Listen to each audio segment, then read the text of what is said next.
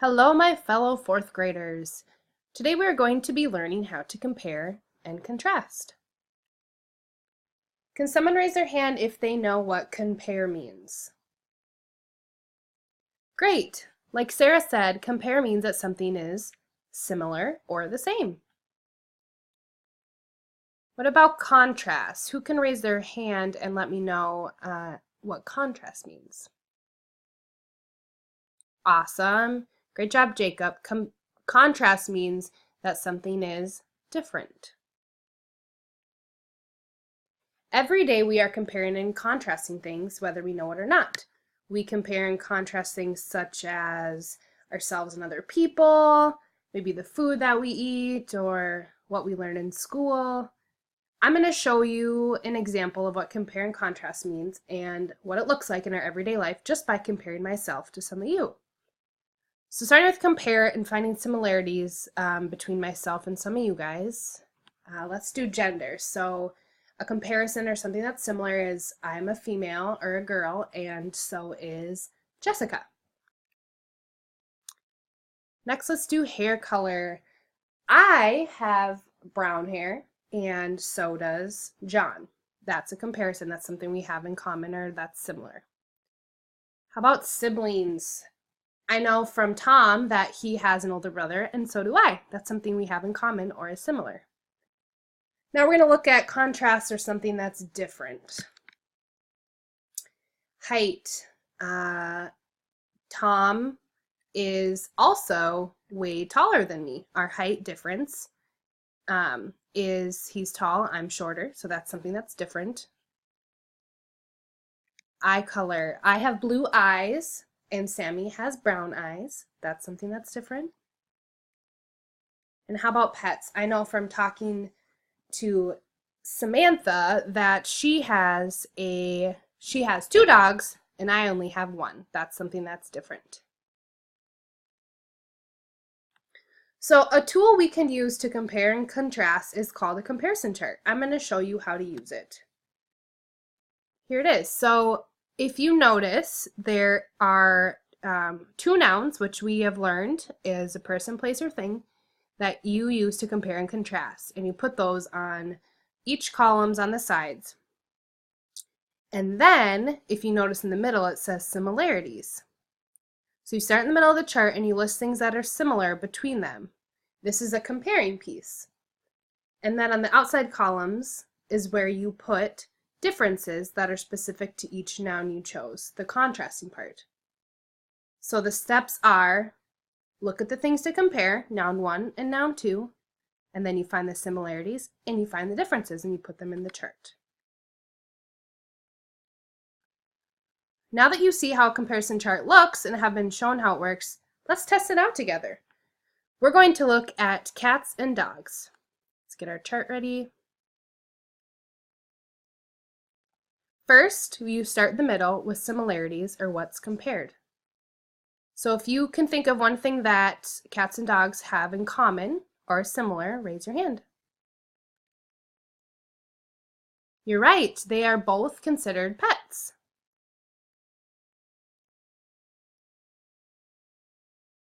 Great job. They can both also be soft. Yes, they both have tails. And you are also right. They can make noise. They both can make noise. So now we're going to go on to the contrast part and figure out what's different between them. So let's start with cats. What's different from dogs and specific only to cats? Raise your hand if you have an idea. Yep, cats are part of the feline family and dogs are not. Great. Cats use a litter box to go to the bathroom versus dogs usually go outside. Correct.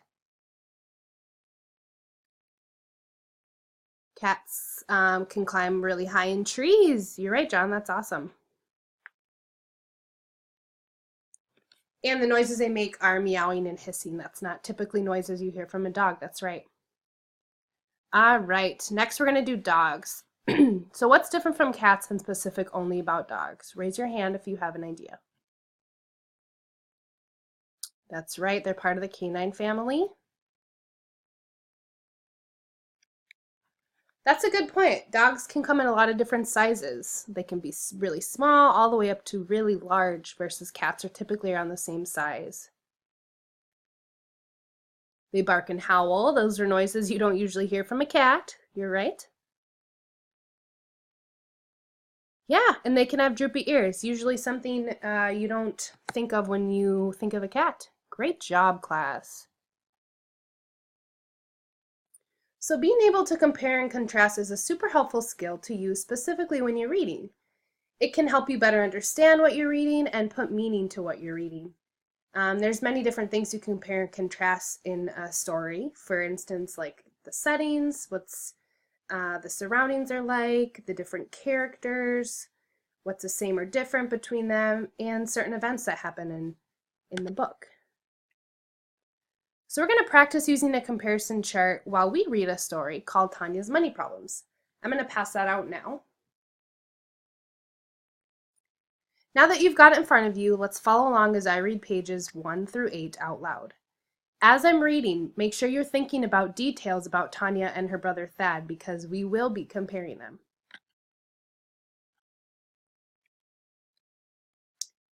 All right, let's test it out. Remember the steps for using a comparison chart. You look at the two things to compare, and for this comparison chart, remember we're comparing Tanya and her brother Thad.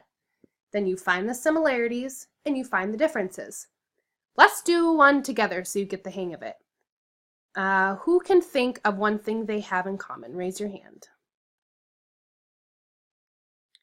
Yes, they both like to buy things. This story talked about how they both like to buy things. That's right. Great. Now we're going to see some differences. What's a difference between the two, but that's specific to Tanya? Raise your hand. That is correct. Remember, it said she's very outgoing and she has lots of friends. Can someone think of the opposite or the difference that's specific to Thad? Yes, he, on the other hand, is shy and only has a couple of good friends. Awesome job. You guys are getting the hang of this.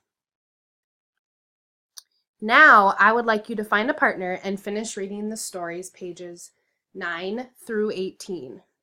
So take turns reading a page at a time, and again, think about the similarities and differences between Thad and Tanya, because we will be finishing our comparison chart.